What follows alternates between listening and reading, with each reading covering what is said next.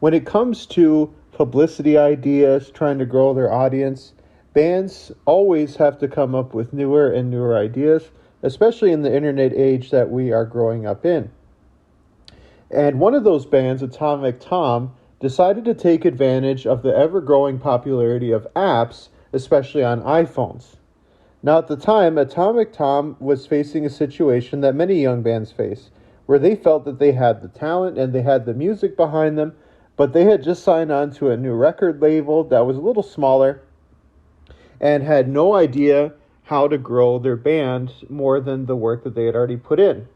And so, one of the band musicians' brothers actually came up with the idea that became the infamous YouTube, Instagram clip that made Atomic Tom very, very popular at the time. Now, before we get to that actual clip, Atomic Tom, let's go into the history of Atomic Tom first. But before we do, I wanted to give a special shout out to all of you guys, always giving a lot of support on this channel. I really appreciate it. I welcome all 277 subscribers, and of course, any of you who are guests to the channel. This is the Mainstream Indie channel. And what we do is we like to talk about indie music, specifically in the 2000s, but from time to time we'll go into the late 2010s, 2020s, and I'm looking into doing some history of indie music before the 2000s, going back, into even the 1980s and 1990s. So, like I said, let's begin with Atomic Tom. Who were they before this incident? Well, they originally were a band all the way back around 2005, where they actually had released a debut EP, which had about 5 songs on it. And in 2007, they released a new single, which would later to go on to their very first album, The Moment, in 2010, Now, they released The Moment in July of 2010. And like I said, they had an idea of how to really push marketing for this said album. One of the guitar player's brothers had said, what if you came up with an idea? Because what had they been doing is they had been video blogging, really kind of like their tour, the making of the album so far. And he said, what if you came up with the idea where you guys played one of your songs on your phones? And that's what they decided to do. Now, how they decided to do it was they had to use a couple of different apps to do it. Now, if you know, around that time, that's when, the iPhone had been around for some time, and they were looking for ideas more and more to make it unique. And so apps started to be created, and especially one of those apps was really big at the time, Pocket Guitar, if you guys all remember that. So them as a band, though, because what happened was you had the singer, so they used a microphone app. You had 2 guitar players. Pocket Guitar was one of the apps that they used, and Shred was another one, and they had their drummer playing at the same time on an app called Drummeister. Now, the band didn't wing it. They did rehearse, but I mean, still, if you watch them play that song, they were excellent. You can barely make out any mistakes at all. But they did rehearse for about a month, and then they filmed the performance on iPhones as well. They didn't have like professional cameras rolling or anything like that. And yes, it is true. They were actually on a train in New York City because they were a New York City band. And they took the B train crossing the Manhattan Bridge. And what's kind of funny is the video that ended up being used was one of their last takes as well. And so at the time, people were starting to kind of notice what they were doing. And that's why you notice they had quite a good group around them by the time that the video started playing. But even though that the performance was rehearsed, the project was top secret.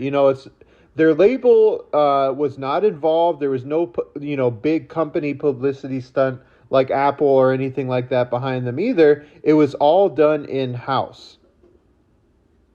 They were a new band. They wanted to reach out to new fans. So again, they did rehearse it, but it was their own idea that I got out there. And it was definitely a success because Take Me Out was, it garnered thousands and thousands of YouTube videos just over that weekend.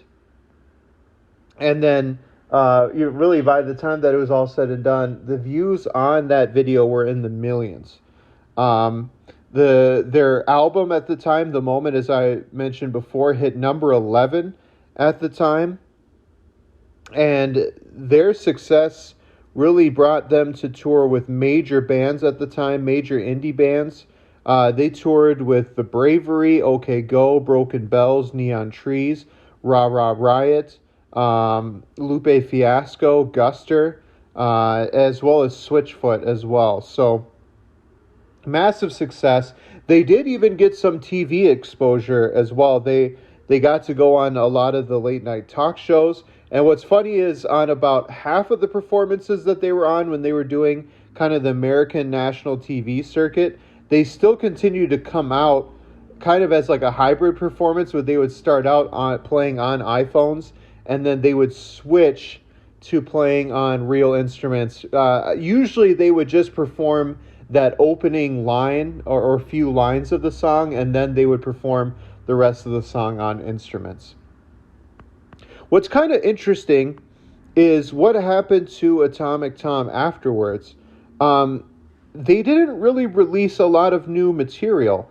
They did a few 80s covers, especially they performed Don't You Want Me for Take Me Home Tonight, which was an 80s kind of nostalgia film. But they performed a few Christmas songs, like Wham's Last Christmas. They covered Everybody Wants to Rule the World by Tears for Fears. This was in 2011 and 2013. So, at this time, it had been a few years.